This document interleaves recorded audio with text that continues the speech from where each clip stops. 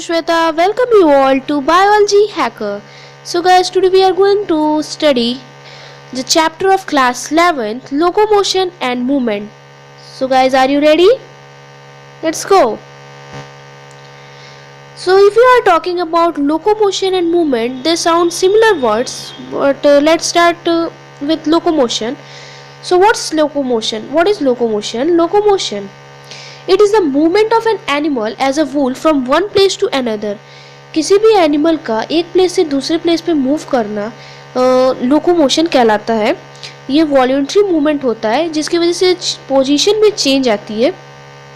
Locomotion को perform करने के लिए कोऑर्डिनेशन होना चाहिए न्यूरल, स्केलेटन और मस्कुलर सिस्टम का. इन तीनों के कोऑर्डिनेशन से ही लोकोमोशन परफॉर्म होता है. लोकोमोशन की बात करें अगर हम एग्जांपल की तो वॉकिंग है, रनिंग है, etcetera, like flying, swimming, many more things. So अगर हम वॉक कर रहे हैं दैट मीन्स हम पोजीशन चेंज कर रहे हैं तो वो हमारा लोकोमोशन हो जाएगा. अब अगर हम बात करें मूवमेंट की तो movement is defined as any visible change of position exhibited either by the whole organism और any part of the body. Movement की बात करें तो मूवमेंट जो है वो कोई भी विजिबल चेंज या पोजीशन में होना या ऑर्गेनिज्म के किसी पार्ट के थ्रू होना या पूरी बॉडी के थ्रू होना मूवमेंट कहलाता है. For example if we use our hand for writing or for taking food, so this is the example of movement. We move our hand ना. अगर हम अपना हाथ को फोल्ड करके खाना उठा रहे हैं, उसको माउथ तक ले जा रहे हैं, दैट मीन्स हम मूवमेंट कर रहे हैं. हाथ का पोजीशन, हाथ की चेंज हो रही है, तो ये हमारा मूवमेंट हो जाएगा. Now we are going to talk about the types of movement. So there are two types of movement, muscular movement and non-muscular movement. इनके नाम से ही पता चल रहा है इनके बीच में क्या डिफरेंस हो सकता है.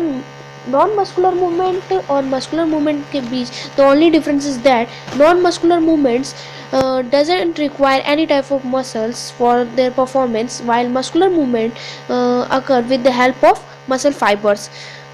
सो नॉन मस्कुलर मूवमेंट में मसल्स की कोई रिक्वायरमेंट नहीं होती है मूवमेंट करने के लिए, वाइल मस्कुलर मूवमेंट में मसल्स की फाइबर के कॉन्ट्रैक्शन और रिलैक्सेशन से ही मस्कुलर मूवमेंट होता है.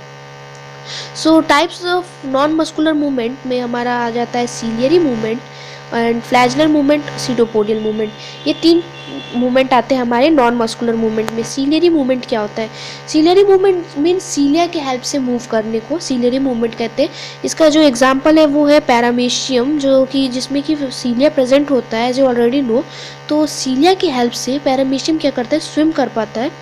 सीलिया जो होता है वो कुछ इंटरनल ट्यूबुलर ऑर्गन्स में भी प्रेजेंट होता है जो कि सिलेटेड एपिथेलियम से लाइंड होते हैं, जो कि जैसे कि सीलिया ट्रैकिया में प्रेजेंट होता है, ओविडक्ट में प्रेजेंट होता है, वॉसा डिफरेंशिया में प्रेजेंट होता है. As you already know trachea respiratory organ का पार्ट है and oviduct is a part of female reproductive system. Vasa differentia is a part of male reproductive system.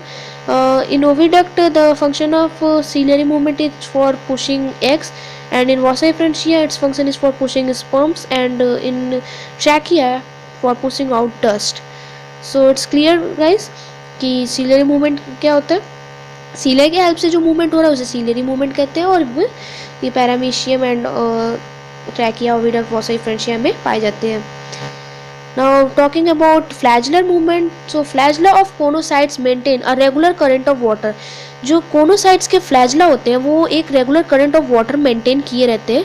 जो कि कोनोसाइट्स क्या होता है हमने स्पॉन्जेस में आपने पढ़ा होगा. बाकी यूग्लिना की अगर बात करें तो यूग्लिना में जो फ्लैजला प्रेजेंट होता है, जो ऑलरेडी नो फ्लैजला प्रेजेंट होता है, उसी की हेल्प से यूग्लिना लोकोमोशन परफॉर्म करता है. और कुछ इसके अलावा फ्लैजलर प्रोटिस्ट भी होते हैं जिनके पास फ्लैजला होता है. और स्पर्म का डायग्राम आप लोग जानते हैं, उसके पास पीछे टेल होता है, वही फ्लैजला होता है उसका, उसके थ्रू वो क्या करता है, स्पर्म लोकोमोशन कर पाता है.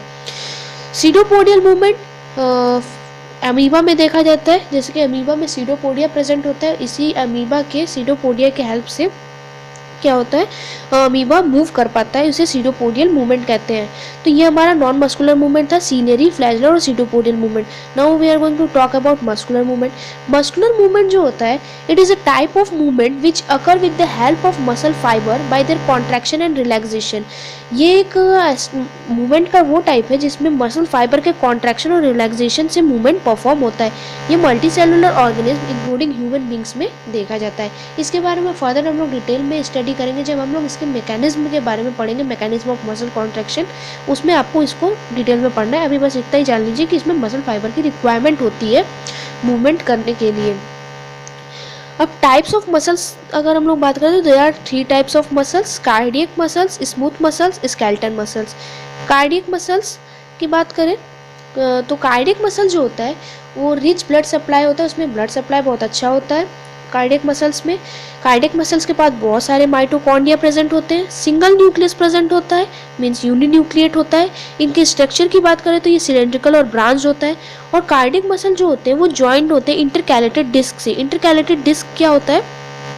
इंटरकैलेटेड डिस्क मीन्स जैसे कि अगर आपके ये मसल्स की लेयर्स हैं, ठीक है, ये मसल्स की लेयर्स हैं, तो ये मसल्स की लेयर को जुड़ के मसल फाइबर से, मान लीजिए मसल फाइबर्स जो सब जुड़ के मसल्स बनाएंगे, तो ये मसल फाइबर जुड़ेंगे किससे?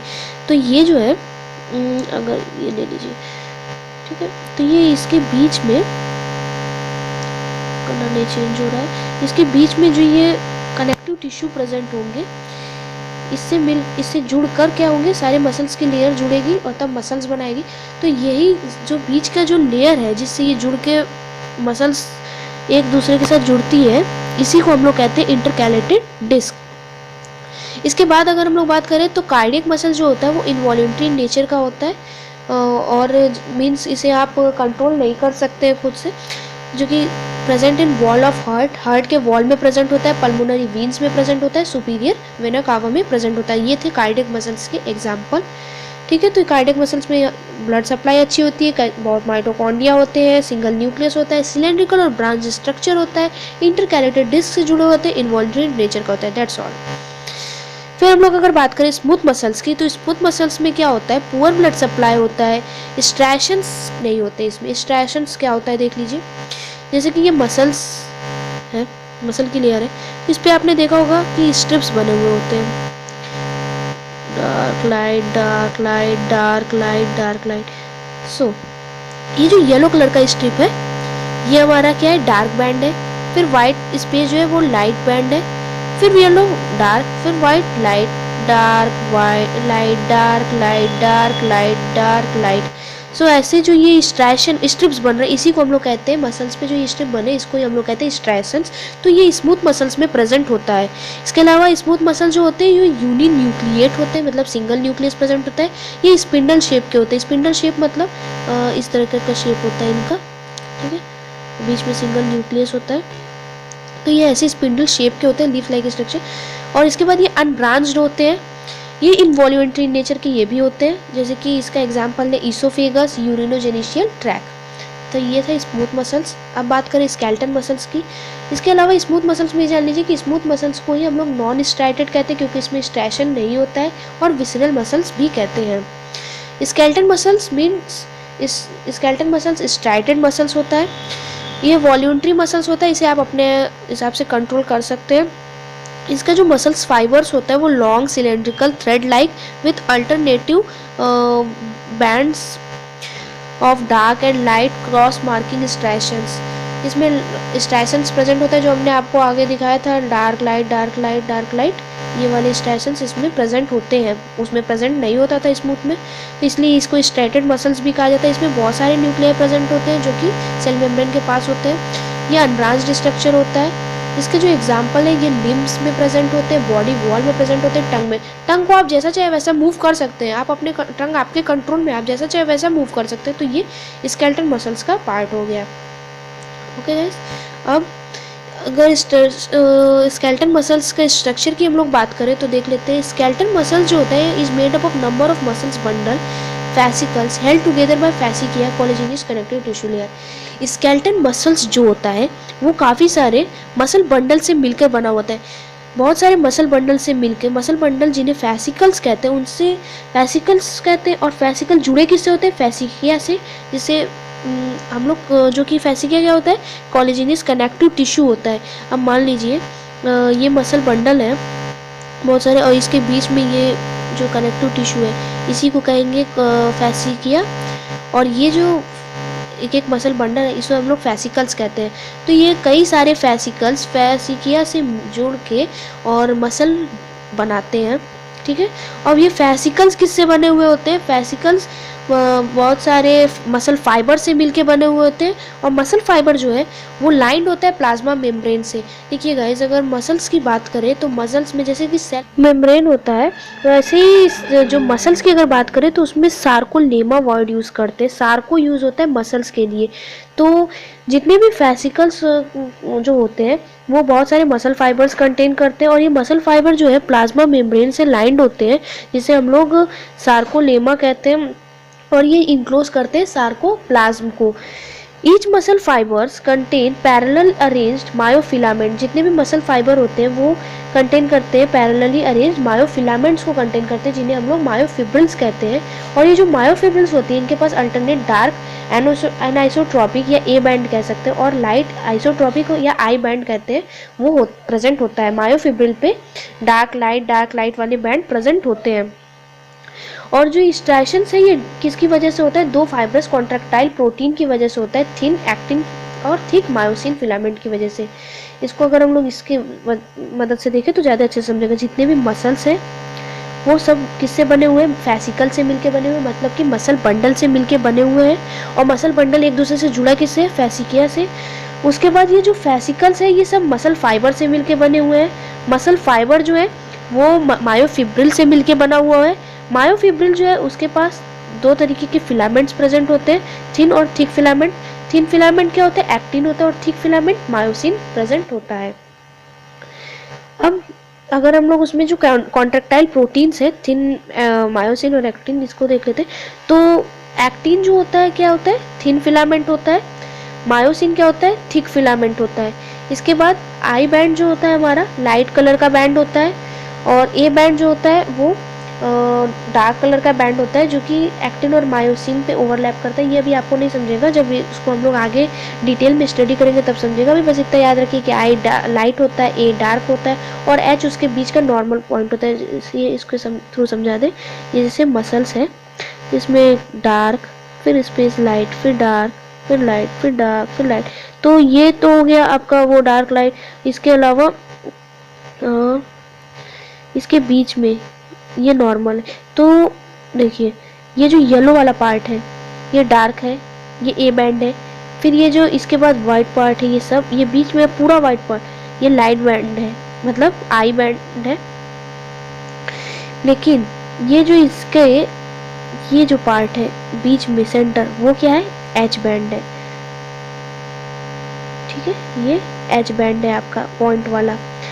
तो आगे आप स्ट्रक्चर में देखेंगे कि ये बीच में केवल मायोसिन होता है और साइड साइड में एक्टिन होता है, इसीलिए बता रहा है कि बीच में एच बैंड केवल मायोसिन कंटेन करता है। ए बैंड पे मायोसिन और एक्टिन दोनों ओवरलैप किए होते हैं, जबकि आई बैंड पे केवल क्या होता है? एक्टिन ही होता है। यहाँ पे भी ये वाइट वाला आई बैंड होगा ना। ठीक है, अब सो गाइस दैट्स ऑल। आगे का हम लोग नेक्स्ट वीडियो में पढ़ेंगे। तो हम लोग ने आज यही पढ़ा कि हमारे मसल मूवमेंट और लोकोमोशन क्या होता है, मूवमेंट कितने टाइप्स के होते हैं, नॉन मस्कुलर, मस्कुलर होते हैं। Non muscular ciliary, फ्लैजलर, pseudopodial, muscular जो मसल्स के हेल्प से होता है। मसल्स के टाइप कितने होते हैं? Cardiac, smooth, skeleton.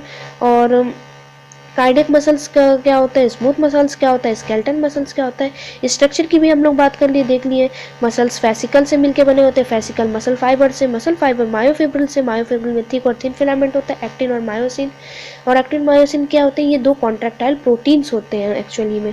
और बैंड्स के बारे में हम लोग ने पढ़ लिया। आई बैंड लाइट बैंड होता है, ए बैंड डार्क बैंड होता है, एच बैंड वो लाइट बैंड के बीच का जो सेंटर होता है उसे एच बैंड कहते हैं। So guys, that's all. Thanks for watching. Stay tuned.